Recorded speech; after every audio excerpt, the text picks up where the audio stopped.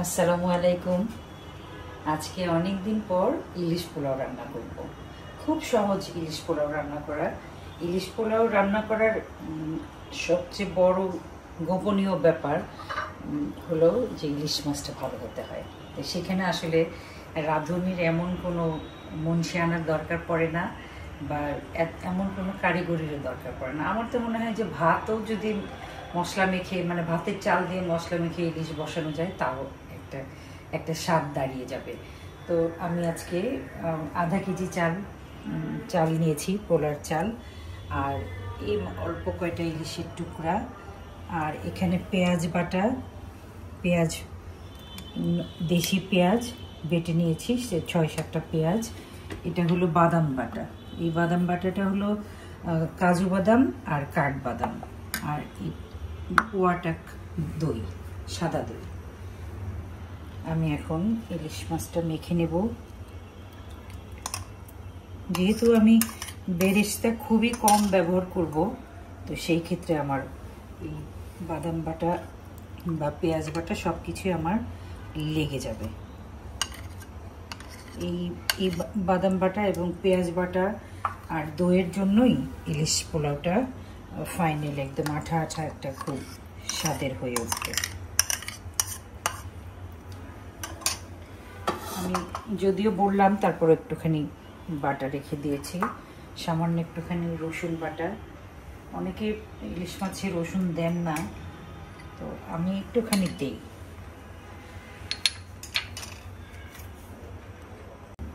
আমি এখানে হাফ নুন দিয়ে নিচ্ছি, মানে পোলায় যতটুকু নুন লাগবে তার অর্ধেক নুন আমি এখানে দিলাম।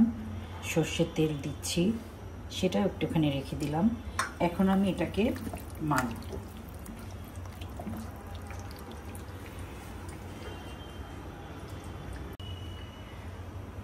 মাছ মাখাটা 10 মিনিট সময় আমি রেখে দিয়েছিলাম।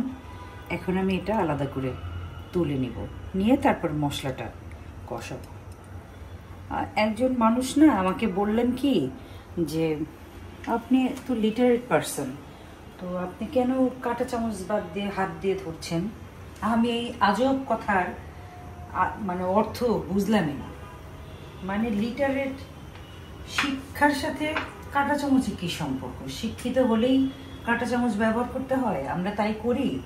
আমাদের বাংলাদেশিদের যে খাবার স্টাইল, অথবা বাংলাদেশ, ভারত, পাকিস্তান, মানে ইন্দো এশিয়া, ইন্দো চীন, আমাদের যে খাওয়ার স্টাইল, সেখানে কি কোনোভাবেই হাতের স্পর্শ ছাড়া করা যায়? ইচ্ছা করলে করা যেতে পারে, কিন্তু এই এই কথার কি অর্থ?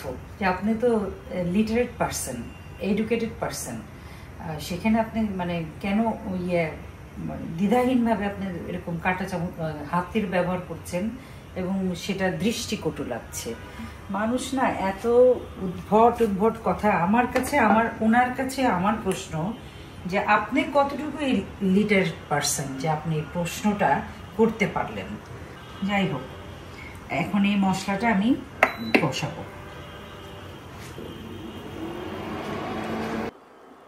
আমি মাছটা তুলে রেখেছিলাম 10 মিনিট ম্যারিনেট করে, তার বাকি মশলাটা এখানে কষালাম। এখন আমি এই মাছটা আবার দিয়ে দিচ্ছি। এটা তো ইলিশ মাছ ভাপেই হয়ে যায়, কিন্তু একদম হালুয়ার মতো মশলা তো ছিটে ছিটে আসছে, মুশকিল।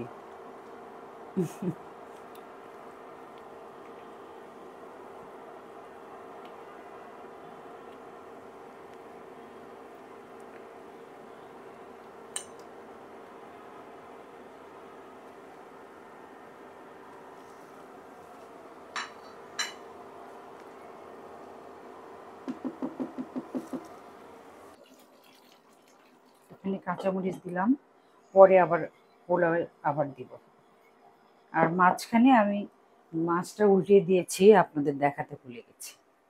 ওই যে একটা ব্যাপার আছে না, যে ভাজা মাছ উল্টিয়ে খেতে জানে না, এরকম আজকাল কিন্তু এরকম কোনো মানুষ নাই যে ভাজা মাছ উল্টিয়ে খেতে পারে না।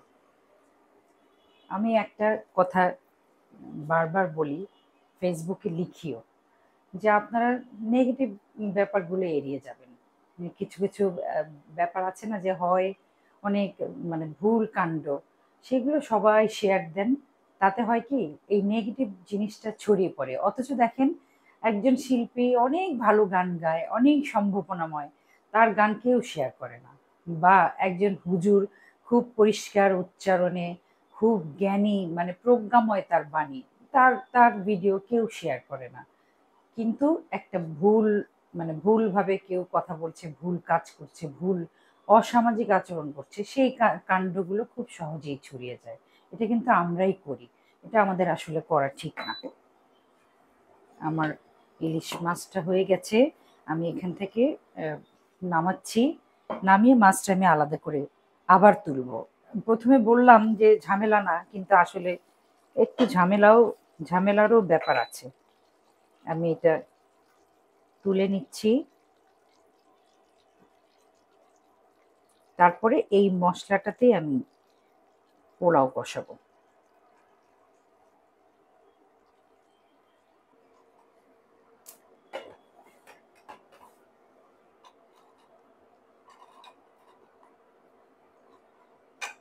খুব কম মশলা দিব, গরম মশলা। আমার মা না ইলিশ পোলায় এই গরম মশলাও দিতেন না, আমার শাশুড়ি মাকে দেখেছি অল্প একটু মশলা, একটুখানি, দুইটা এলাচ, ছোট এলাচ, একটা বড় এলাচ, এক চিমটি দারচিনি, আর এটা হলো জয়ফল। এটা আস্তই দিয়ে দেব, গলে যাবে, একটু ভাজা হোক।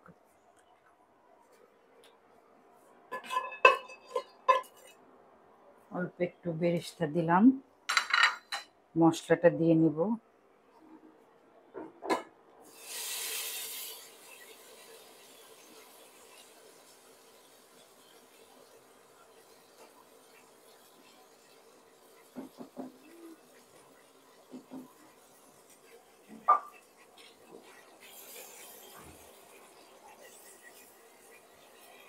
এবার কাঁচামরিচ দিচ্ছি। এখানে হাফ কেজি চাল আছে, দিয়ে দিচ্ছি আগে থেকে ধোয়া। আমি অত খাটনি, আপনারা নিশ্চয়ই জানেন, আমি একটু নর্মালভাবেই সব কিছু রান্না করি, কারণ অনেক বেশি সচেতন হতে গেলে তখন না ফাইনালি একটা সময় গিয়ে আর রান্না করতে ইচ্ছা হয় না, মনে হয় যে এত কষ্ট।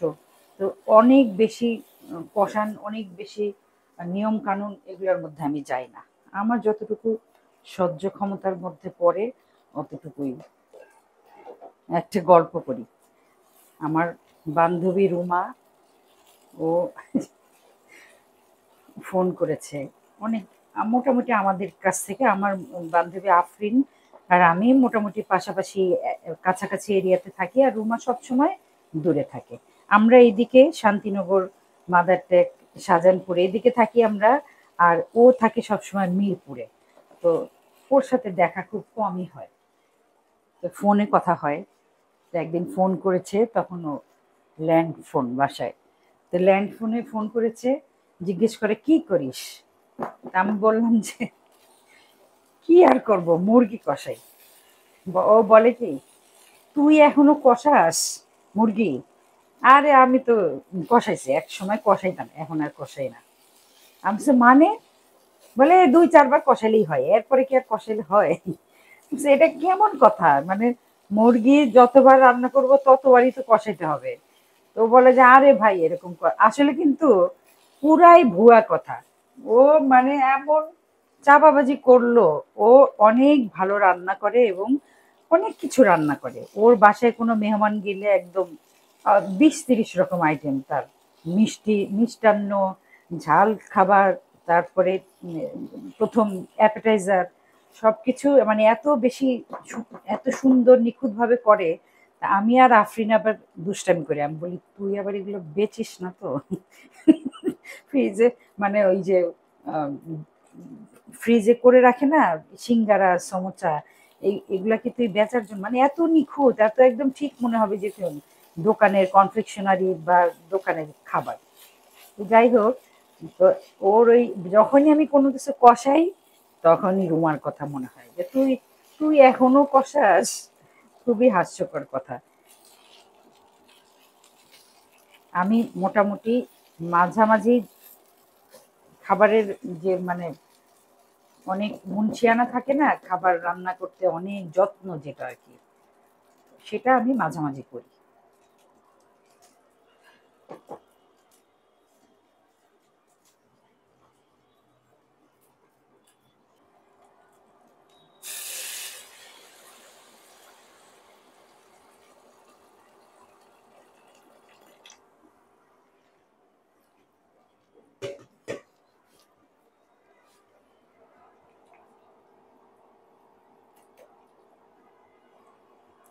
আমি কোনো সময় পোলাওয়ের পানি, খিচুড়ির পানি মেপে, খিচুড়ি তো মানে যেরকম অনেক বেশি যদি পানি হয় তখন বলা যায় যে আমি আজকে ঢিলা খিচুড়ি রান্না করেছি, ফাঁকিবাজি। কিন্তু পোলাওয়ের ব্যাপারে যেটা, সেখানেও আমার একটা আরাম আছে। পোলাও আমার আমার হাজবেন্ড একটু নরম নরম পোলাও খেতে পছন্দ করেন। তো যার জন্য আমার পোলাও যদি কখনো নরমও হয়ে যায় তো ওনার উপর দিয়ে চালায় দিই, বলি তুমি তো এরকম নরম পোলাও, তখন উনি না সুন্দর শিশু বাচ্চার মতো উনি বলে হ্যাঁ হ্যাঁ হ্যাঁ, আমি এই নরম পোলাও পছন্দ করি, এটাই বেশি ইয়া হয়। আর সত্যি কথা, যে রেস্টুরেন্টে যে পোলাওটা হয় অনেক বেশি একদম চাল চাল থাকে, এতটা আবার আমরা খেতে পারি না। আর একটু দিচ্ছি বেরেস্তা, আর শেষে এই এক চিমটি রাখলাম সাজানোর জন্য। এখন এটা ঢেকে দিব, একদম হয়ে গেলে পোলাওটা হয়ে গেলে তারপরে আমি ইলিশ মাছটা সাজিয়ে দেবো সার্ভ করার মতো করে। আপনারা এই পোলাও দেখে ভাববেন না যে নরম পোলাও, অনেক বাদাম বাটা আপনাদের সামনে দিয়েছি, যার জন্য বাদাম বাটার জন্য আমি একটুখানি পোলাও এখানে তুললাম, তারপরে ইলিশ মাছটা সাজিয়ে দিব, তারপরে আবার উপরে। এটা না বাড়া অনেক একটু কঠিন, বাড়ার সময় ইলিশ মাছটা একটুখানি ভাঙবে, এমন বিরক্ত লাগে ভাঙলে। এই যে এখনই ভাঙার অবস্থা।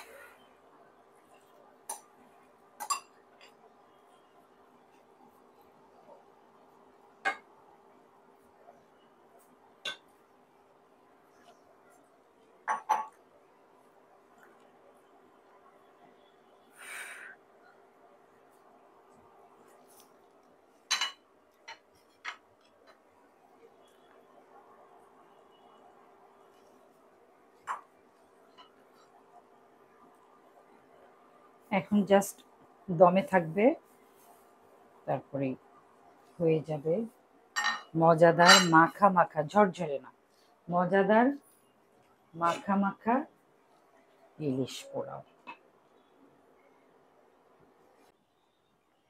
আপনারা অনেক সময় প্রশ্ন করেন যে আপা এত ব্যস্ত মানুষ কিভাবে সময় করেন। আমার কথা হলো কি, একটা মানুষের জন্য 24 ঘন্টা অনেক সময়। সময়টা যদি সুন্দরভাবে গুছিয়ে অর্গানাইজ করে কাজে লাগানো যায়, সেই ক্ষেত্রে আমি যদি রান্নাঘরের কথা বলি, তো রান্নাঘরে সময় মতো কিছু বাড়তি মশলা করে রাখা, কিছু বেরেস্তা করে রাখা, কিছু পেস্তা কাজু আহ, কিশমিশ এগুলো বেটে একটা ফ্রিজ করে রাখা, এই টাইপের। এটা যদি আমি মনে করি, ঠিক সেরকম আমার যে কাপড়ের আলমারি, সেখানে আমি একদিন যেদিন অবসর পাবো সেদিন আমি ছোট ছোট জামা এক জায়গায় রাখলাম, আমার সিল্কের শাড়িগুলো এক জায়গায় রাখলাম, বা যেটা ইস্ত্রি করতে হবে। আহ, এই এই বিষয়গুলো মাথায় থাকলে কিন্তু হাতের কাছে যেমন গয়নাগাটি, কস্টিউম জুয়েলারিগুলো আমি এক জায়গায় রাখলাম, যেটা আমি রেগুলার ইউজ করি, সব সময় ইউজ করি, আমার বেশি পছন্দের, সেগুলো এক জায়গায় রাখলাম। যেটা আমার খুব শখের, কিন্তু বছরে বা জীবনে 2 বার 3 বার পরবো, সেই জিনিসগুলোকে আমি একটুখানি উঠিয়ে রাখলাম।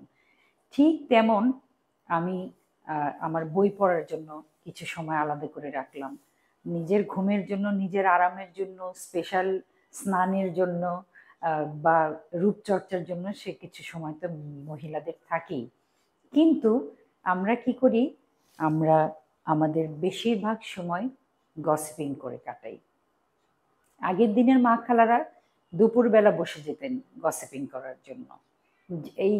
এই কথাগুলো আমরা অনেক বড় বড় লেখকের গল্পতেও পাই, যে মহিলাদের যে এই চরিত্র, তো এই চরিত্র থেকে কি আমরা বেরিয়ে আসতে পারি না? আমরা নিজের বাটখারা দিয়ে অন্যের পাপ মাপি। এই কাজটা আমাদের অনেকটা সময় খেয়ে ফেলে। আমরা বোন ভাগ্নি খালা একসাথে হলে, অথবা বউ শাশুড়ি একসাথে হলে আমরা অন্য কারোর বদনাম গাইতে থাকি। এই কাজগুলো যদি না করি, আমি আমি যেটা করি, আমার বাচ্চাদের সাথে সময় কাটাতে হলে বা আমার ছেলের বউর সাথে সময় কাটাতে হলে আমি কিছু শিক্ষণীয় কথা বলি। আমার অনলাইন স্কুলের যে বাচ্চারা আছে তাদেরকে আমি কিছু শিক্ষণীয় কথা বলি। কখনোই গসিপ জিনিসটা যেই আমার মনে মনে মাথায় আসে যে আমি আসলে একটুখানি কারো বদনাম করছি, তখন আমার ওরা আমাকে মনে করিয়ে দেয়, অথবা আমিও তাদেরকে মনে করিয়ে দিই। সত্যি সত্যি যদি 24টা ঘন্টা সুন্দর করে কাজে লাগানো যায়, তাহলে কোনো ব্যস্ত মানুষের পক্ষে মাল্টিটাস্ক যেটা বলে, অনেক রকম কাজ। এখন আমি গান গাচ্ছি, এখন কবিতা লিখছি, এখন গাছের যত্ন নিচ্ছি, এখনই রান্না করছি, এখনই বিদেশে যাওয়ার জন্য ফ্লাইট ধরছি।